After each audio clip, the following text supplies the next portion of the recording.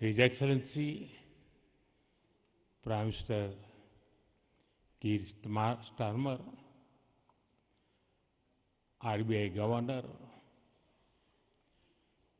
Fintech दुनिया के innovators, leaders और इन्वेस्टर्स, देवी और सज्जनों, मुंबई में आप सभी का बहुत बहुत स्वागत है। साथियों, मैं जब इसके पहले इस कार्यक्रम में आया था तब 2024 के चुनाव बाकी थे।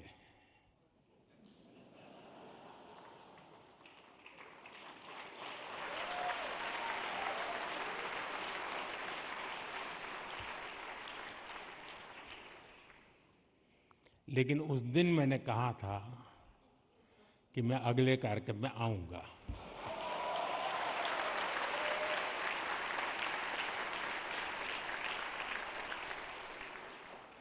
और उस समय आपने सबसे ज्यादा ताली बजाई थी।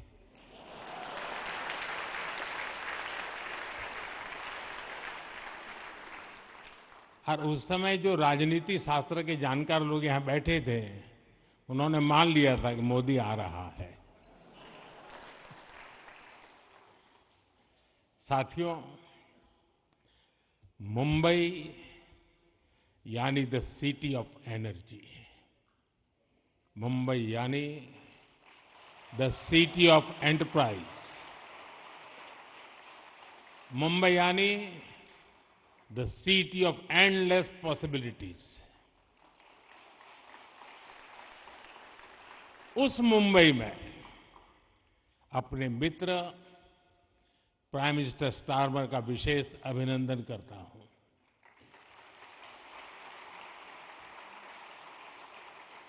उन्होंने ग्लोबल फिनटेक फेस्टिवल के लिए समय निकाला। मैं उनका आभारी हूं। फ्रेंड्स, आज से 5 साल पहले जब ग्लोबल फिनटेक फेस्टिवल शुरू हुआ था, तब दुनिया ग्लोबल पैंडेमिक से लड़ रही थी। आज ये फेस्टिवल फाइनेंशियल इनोवेशन और फाइनेंशियल कोऑपरेशन का ग्लोबल प्लेटफॉर्म बन चुका है। इस बार इस फेस्टिवल में यूनाइटेड किंगडम एक पार्टनर कंट्री के रूप में शामिल है। दुनिया की 2 बड़ी डेमोक्रेसीज के बीच ये पार्टनरशिप ग्लोबल फाइनेंशियल लैंडस्केप को और बेहतर बनाएगी। मैं यहां जो माहौल देख रहा हूं, जो एनर्जी है, जो डायनेमिज्म है, वो वाकई बहुत अद्भुत है।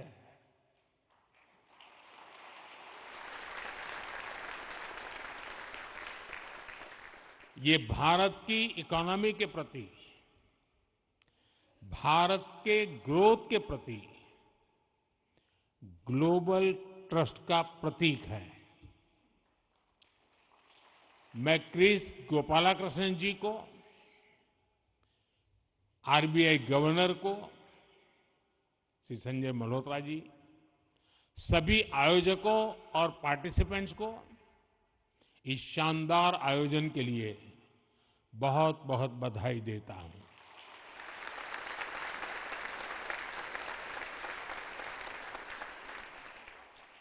साथियों, भारत मदर ऑफ डेमोक्रेसी है। जब हम डेमोक्रेसी की चर्चा करते हैं तो ये सिर्फ इलेक्शन या पॉलिसी मेकिंग तक ही सीमित नहीं है। भारत ने इस डेमोक्रेटिक स्पिरिट को गवर्नेंस का एक मजबूत पिलर भी बनाया है। और इसका बेहतरीन उदाहरण है टेक्नोलॉजी। दुनिया में लंबे समय तक ये चर्चा बहुत काफी रही है और हम आज उस चर्चा को नकार नहीं सकते हैं। उसमें काफी सच्चाई थी और वो चर्चा थी टेक्नोलॉजिकल डिवाइड की। भारत भी उस समय इससे अछूता नहीं था, लेकिन बीते एक दशक में भारत ने टेक्नोलॉजी का भी डेमोक्रेटाइजेशन किया है। आज का भारत सबसे अधिक टेक्नोलॉजिकली इंक्लूसिव सोसाइटी में से एक है।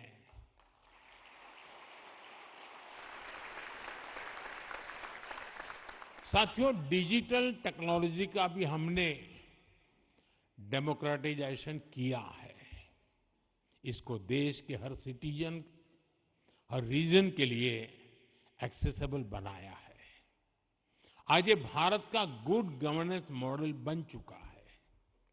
ये एक ऐसा मॉडल है जिसमें सरकार जनहित में डिजिटल इंफ्रास्ट्रक्चर डेवलप करती है और फिर उस प्लेटफॉर्म पर प्राइवेट सेक्टर अपने इनोवेशन से नए नए प्रोडक्ट तैयार करता है।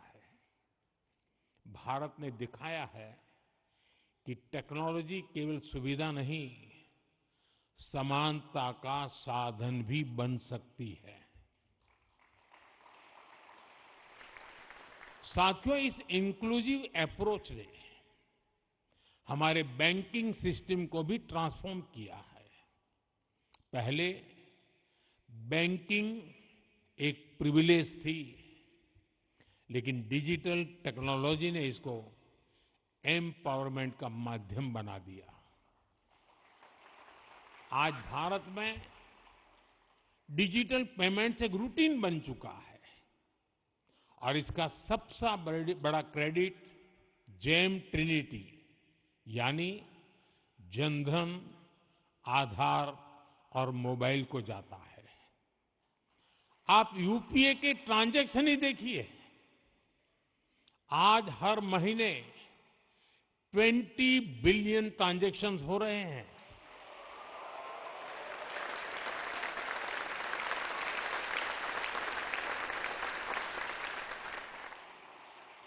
इनकी वैल्यू 25 ट्रिलियन रुपीस यानी 25 लाख करोड़ रुपए से अधिक है।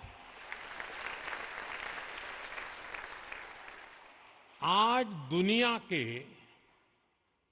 हर 100 रियल टाइम डिजिटल ट्रांजैक्शन में से 50 अकेले भारत में होते हैं।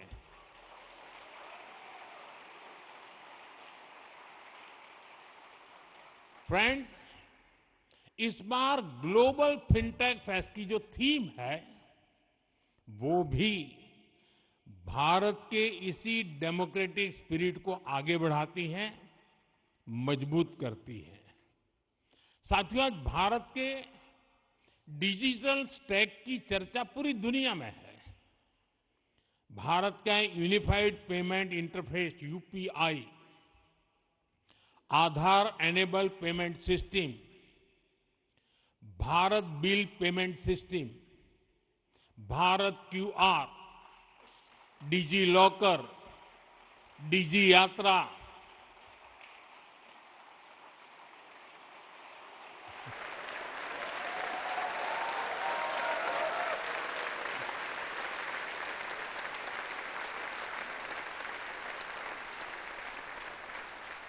गवर्नमेंट ई मार्केट प्लेस यानी जेम, ये सब भारत की डिजिटल इकोनॉमी की रीढ़ है। और मुझे खुशी है कि इंडिया स्टैक अब नए ओपन इकोसिस्टम्स को जन्म दे रहा है। आप में से बहुत लोग परिचित नहीं होंगे शायद, ONDC यानी open network for digital commerce, छोटे दुकानदारों और एमएसएमईज के लिए वरदान बन रहा है। अब वे पूरे देश के मार्केट तक पहुंच रहा है। ओसन, OCEN, open credit enablement network छोटे एंटरप्रेन्योर्स के लिए एक्सेस टू क्रेडिट को आसान बना रहा है। ये सिस्टम MSMEs के लिए क्रेडिट शॉर्टेज की समस्या का समाधान कर रही है। मुझे विश्वास है कि RBI जिस करेंसी की तरह आगे बढ़ रही है, डिजिटल करेंसी के लिए, उससे भी चीजें बहुत बेहतर होगी। ये सारे प्रयास भारत के अनटैप्ड पोटेंशियल को हमारी ग्रोथ स्टोरी की पावर बनाएंगे। साथियों, इंडिया स्टैक केवल भारत की सफलता की कहानी नहीं है, ये दुनिया के लिए। और मैं ये बात जब लास्ट टाइम आया था ना, कहा था ना कि अगली बार आऊंगा, ये भी उतना ही पक्का है। भारत जो कर रहा है वो विशेष रूप से ग्लोबल साउथ के देशों के लिए आशा की किरण है।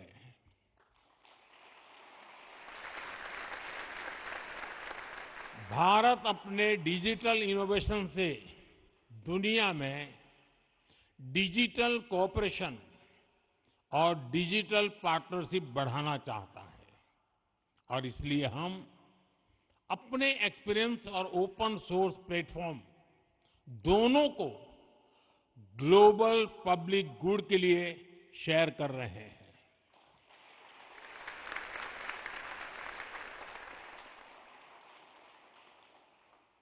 भारत में विकसित हुआ मोसिप, MOSIP, modular open source identity platform, इसका बहुत बड़ा उदाहरण है। आज 25 से ज्यादा कंट्रीज इसे अपने सोवरिन डिजिटल आइडेंटिटी सिस्टम बनाने के लिए अपना रहे हैं। हम दूसरे देशों को टेक्नोलॉजी शेयर करने के साथ ही टेक्नोलॉजी डेवलप करने में भी मदद दे रहे हैं। और ये डिजिटल एड नहीं है, वरना दुनिया में कई लोगों को शौक है, हम एड दे रहे हैं।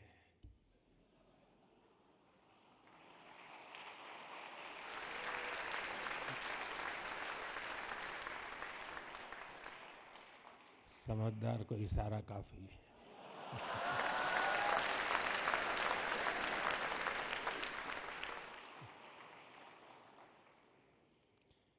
ये एड नहीं है, बल्कि डिजिटल एम्पावरमेंट है।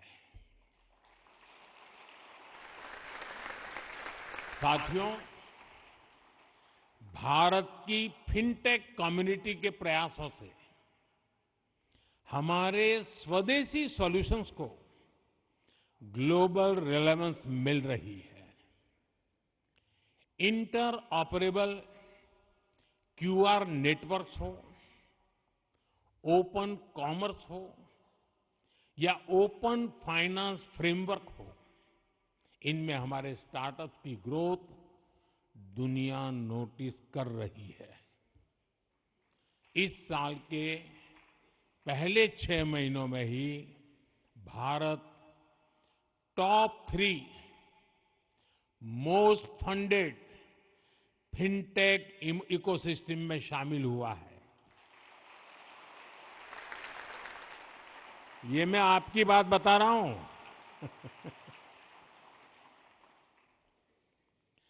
साथियों, भारत की विशेषता सिर्फ स्केल नहीं है, हम स्केल को इंक्लूजन, रेजिलियंस और सस्टेनेबिलिटी के साथ जोड़ रहे हैं। और यहीं पर AI का रोल शुरू होता है। अंडर राइटिंग वायरस को कम सकता है, फ्रॉड को रियल टाइम डिटेक्ट कर सकता है। इसके अलावा अन्य सर्विसेज को बेहतर बनाने में भी एआई की बड़ी भूमिका हो सकती है। इस पोटेंशियल को अनलॉक करने के लिए हमें एक साथ मिलकर डेटा, स्किल्स और गवर्नेंस में इन्वेस्ट करना ही होगा। साथियों, एआई के क्षेत्र में भारत की अप्रोच 3 प्रमुख प्रिंसिपल्स पर आधारित है। Equitable access, population scale skilling और responsible deployment. India AI mission के तहत हम हाई परफॉर्मेंस कंप्यूटिंग कैपेसिटी बना रहे हैं ताकि हर इनोवेटर और स्टार्टअप को सस्ती और आसान सुविधा मिले। हमारा प्रयास है कि एआई के बेनिफिट हर डिस्ट्रिक्ट तक, हर लैंग्वेज तक पहुंचना चाहिए। हमारे centres of excellence, skilling hubs और इंडिजिनियस एआई मॉडल्स ये सुनिश्चित कर रहे हैं। फ्रेंड्स, भारत हमेशा से global framework for ethical AI के पक्ष में रहा है। हमारे डिजिटल पब्लिक इंफ्रास्ट्रक्चर का एक्सपीरियंस और हमारी लर्निंग रिपोजिटरी दुनिया के लिए यूजफुल हो सकती है। डिजिटल पब्लिक इंफ्रास्ट्रक्चर के जिस स्तर पर हम चल रहे हैं, उसी को हम एआई में भी आगे बढ़ाना चाहते हैं। हमारे लिए एआई का मतलब है, और वो दुनिया से बहुत अलग है, हमारे लिए एआई का मतलब है ऑल इंक्लूसिव।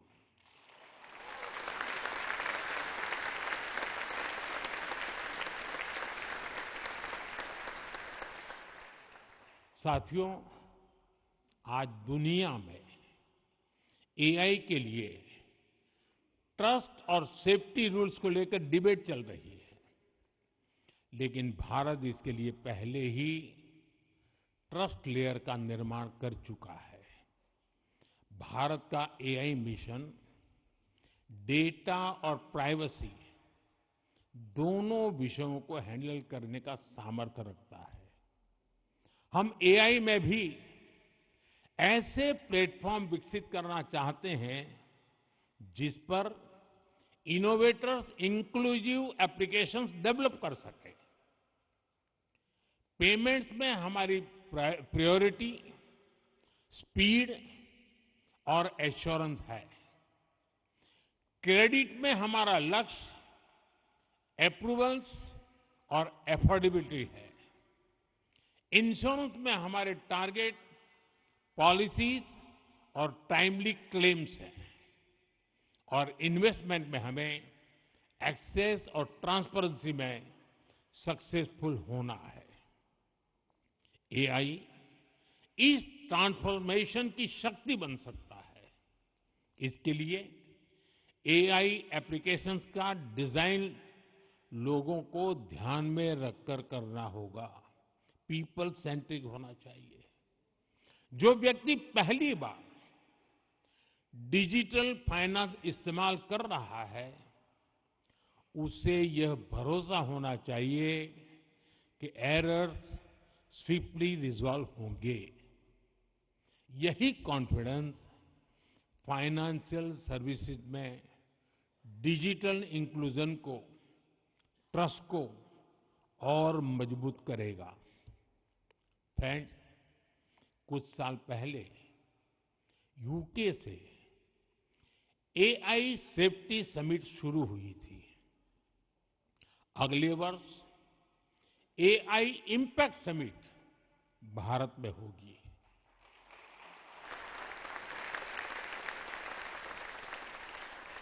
यानी सेफ्टी पर चर्चा यूके से शुरू हुई थी, अब इम्पैक्ट पर संवाद भारत में होगा। भारत और यूके ने ग्लोबल ट्रेड को और उस ट्रेड को लेकर विन विन पार्टनरशिप का रास्ता दुनिया को दिखाया है। एआई और फिनटेक में भी हमारी साझेदारी इसी भाव को सशक्त करती है। यूके की रिसर्च और ग्लोबल फाइनेंस एक्सपर्टीज और भारत की स्केल और टैलेंट, ये कॉम्बिनेशन पूरी दुनिया के लिए अपॉर्चुनिटीज के नए गेट खोल सकता है। हमने आज स्टार्टअप्स, इंस्टीट्यूशंस और इनोवेशन हब्स के बीच कनेक्ट को और मजबूत करने का संकल्प लिया है। यूके इंडिया फिनटेक कॉरिडोर नए स्टार्टअप्स को पायलट करने और आगे बढ़ाने के लिए अवसर बनाएगा और साथ ही इससे लंदन स्टॉक एक्सचेंज और गिफ्ट सिटी के बीच नए कोऑपरेशन के रास्ते भी खुल सकते हैं। दोनों देशों के बीच ये फाइनेंशियल इंटीग्रेशन हमारी कंपनियों को फ्री ट्रेड एग्रीमेंट का ज्यादा से ज्यादा लाभ देने में उपयोगी होगा, मदद करेगा। साथियों, हम सभी पर बहुत बड़ी जिम्मेदारी है। मैं आज इस प्लेटफॉर्म से यूके समेत दुनिया के हर पार्टनर को भारत के साथ पार्टनरशिप के लिए इनवाइट करता हूं।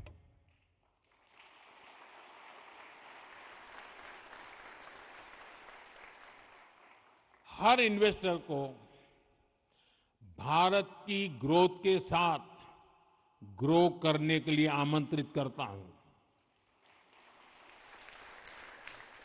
हमें ऐसा फिनटेक वर्ल्ड बनाना है जहां टेक्नोलॉजी, पीपल और प्लेनेट दोनों को समृद्ध करे, जहां इनोवेशन का लक्ष्य केवल ग्रोथ नहीं बल्कि गुडनेस भी हो, जहां फाइनेंस का अर्थ केवल नंबर्स नहीं बल्कि ह्यूमन प्रोग्रेस हो। इसी आह्वान के साथ आप सभी को बहुत बहुत शुभकामनाएं। आरबीआई को बहुत बहुत अभिनंदन। धन्यवाद।